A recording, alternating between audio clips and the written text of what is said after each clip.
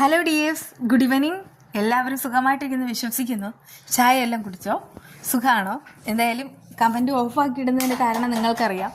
ഭയങ്കര ചിലരൊക്കെ വന്നിട്ട് നെഗറ്റീവ് കമൻറ്റ്സ് ഇടാറുണ്ട്. അതിപ്പോൾ ചിലരെന്ന് പറയുന്നത് അത്ര ചാനലുകാരാണ്, അതുകൊണ്ട് മാത്രമാണ് കേട്ടോ. എന്തായാലും അതിനൊരു വഴി ഞാൻ ഇവിടെ തന്നെ കണ്ടെത്തുന്നതാണ്. വിശേഷങ്ങൾ എന്തൊക്കെയാണെന്ന് നമുക്ക് നോക്കാം. അങ്ങനെ ഇന്ന് ഒരു ബോർഡ് മീറ്റിംഗ് കൂടുകയാണ്. ഒരു വമ്പൻ ഹ്യൂജ് ആയിട്ടുള്ള ഒരു പ്ലാനുമായിട്ടാണ് ബലരാം വന്നിട്ടുള്ളത്. അയാൾ ആ പ്ലാൻ തയ്യാറാക്കുന്നതിന് അയാൾക്കൊരു ഉദ്ദേശമുണ്ട്. അതിൽ ലാഭം വേണം.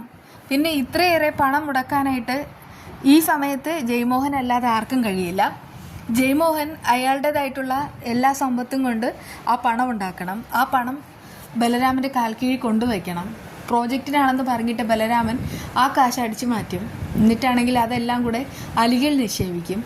പിന്നെ ഇനി ഒരിക്കലും അച്ഛനും മകൾക്കും അവിടെ ഇനി വന്ന് നിൽക്കാനുള്ള യാതൊരുവിധ യോഗ്യതയില്ലാത്ത വിധത്തിൽ ബലരാമനാക്കി തീർക്കും. അതൊക്കെയാണ് ബലരാമൻ്റെ ഉദ്ദേശം. പക്ഷെ കൺമണിക്ക് ആൾ ചെറിയൊരു പണി കൊടുക്കാനായിട്ട് പോവാണ്. പക്ഷേ അത് മാനസ അച്ഛൻ്റെയും കണ്ണിൽ പൊടിയിടാൻ വേണ്ടി മാത്രമാണ്. കൺമണിക്ക് എന്തെങ്കിലും ഒന്ന് സംഭവിച്ചാൽ അതൊരിക്കലും കൃഷിന് പെട്ടെന്ന് ഉൾക്കൊള്ളാനായിട്ട് കഴിയില്ല. കൃഷിന് സങ്കടമാവും. എന്തായാലും ബലരാമനാണെങ്കിൽ മീറ്റിംഗ് എല്ലാം കഴിഞ്ഞു. മീറ്റിംഗ് കഴിഞ്ഞതിന് ശേഷം നേരെ വീട്ടിലേക്ക് വരികയാണ്. അവിടെ കൺമണിയും കൊണ്ട് കൃഷിയും വന്നിട്ടുണ്ട്. ബലരാമനോട് ചില കാര്യങ്ങളൊക്കെ ചോദിക്കണം. ആ സമയത്ത് ബലരാമൻ വളരെയധികം മോശമായിട്ട് കൃഷിനോട് ബിഹേവ് ചെയ്യുകയാണ്. പ്രത്യേകിച്ച് നിന്നോട് പറഞ്ഞാൽ മനസ്സിലാവില്ലേടാ, ഞാൻ പലതവണ പറഞ്ഞതാണ്, ഇത് എൻ്റെ വീട്, എൻ്റെ അച്ഛനും അമ്മയും എൻ്റെ അനുജത്തിയും. ഇവിടെ എന്തെങ്കിലും തീരുമാനം എടുക്കണമെന്നുണ്ടെങ്കിൽ നിൻ്റെ ഒന്നും ആവശ്യമില്ല. നിന്നെ എടുത്തു വളർത്തിയതാണ്, നീ അതേ സ്റ്റാൻഡിൽ മാത്രം നിന്നാൽ മതി എന്നൊക്കെ ഇങ്ങനെ പറയുന്നുണ്ട്. പക്ഷേ കൃഷ്ണനാണെങ്കിൽ അത് ഭയങ്കരമായിട്ട് ഫീൽ ആവുന്നുണ്ടെങ്കിലും ഫീലൊന്നും ആവുന്നില്ല എന്നുള്ള മട്ടിലാണ് നിൽക്കുന്നത്. പക്ഷെ ഇതൊക്കെ കേട്ടുകൊണ്ട് നിൽക്കാൻ സുജാതയ്ക്ക് ആവുന്നതുമില്ല. സുജാതയാണെങ്കിൽ ബലരാമൻ എന്ന് വളരെ ദേഷ്യത്തിലാട്ടോ വിളിക്കുന്നത്. ആ സമയത്ത് സുജാതയ്ക്ക് ഭയങ്കരമായിട്ട് ദേഷ്യം വരികയാണ്. കാരണം കൃഷിയാണെങ്കിൽ അവരുടെ മകനാണെന്നുള്ള കാര്യം അറിഞ്ഞതിന് ശേഷമാണ് സുജാതയ്ക്ക് ഇത്രയേറെ മാറ്റം ഉണ്ടായത്. അല്ലെങ്കിൽ ഇതിനു മുൻപ് കൃഷിനോട് ഇങ്ങനെയൊക്കെ സംസാരിക്കുകയും പെരുമാറുകയൊക്കെ ചെയ്ത് നമുക്കറിയാം. അതായത് കുറച്ച് ദിവസം മുൻപ് അന്ന് മകനെ കാണണമെന്ന് പറഞ്ഞ് കൃഷിനെ കൊണ്ടുവന്ന സമയത്ത് ആരും ഇല്ലാത്ത സമയത്ത് അവരൊരു നാഗോലിയായിട്ട് മാറിയിട്ട് എൻ്റെ മകൻ എവിടെയിടാ, നീയും സാഗരം ചേർന്നിട്ട് ബലരാമനെ കൊന്നു എന്നൊക്കെ ചോദിക്കുന്നത് നമുക്കറിയാം. അതുകൊണ്ടൊക്കെ തന്നെ പറയാണ് ഇവിടെ. പക്ഷേ സുജാതയാണെങ്കിൽ ഒരുപാട് ഇപ്പോൾ മാറിക്കഴിഞ്ഞു. ആ സമയത്ത് ബലരാമനുള്ള ഡോസ് കൊടുക്കുകയും ചെയ്യുന്നു.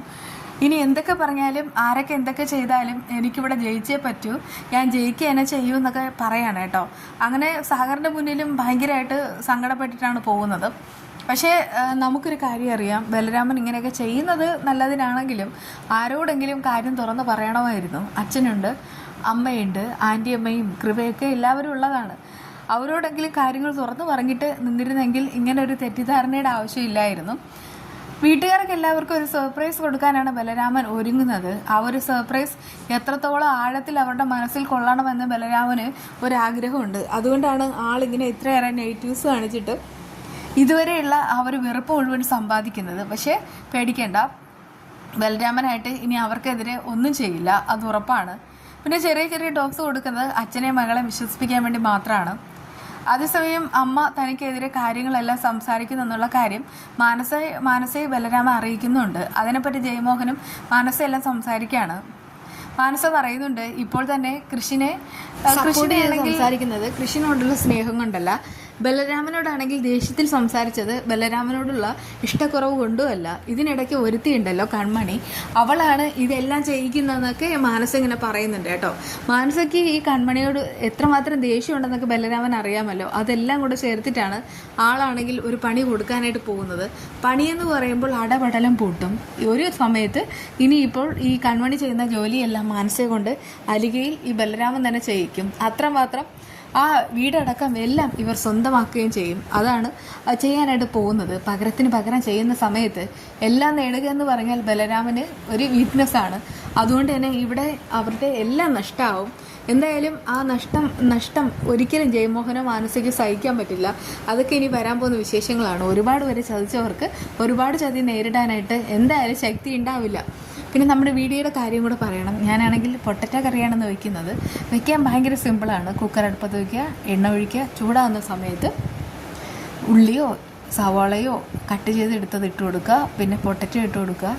അതിലേക്ക് മുളക് പൊടി, മഞ്ഞൾപ്പൊടി, ഉപ്പ്, പിന്നെ ഗരം മസാല, പിന്നെ ഇത് ഇത്രയും കൂടി ഇട്ടിട്ട് നന്നായിട്ട് വഴറ്റുക. ഇഞ്ചി വെളുത്തുള്ളി പേസ്റ്റ് ഇടാൻ മറക്കരുത്. ഇത് വഴന്നു വരുന്ന സമയത്ത് ഇതിൻ്റെ ആ ഒരു മസാലയുടെ മണമുണ്ടല്ലോ അതങ്ങ് പോയി കിട്ടും.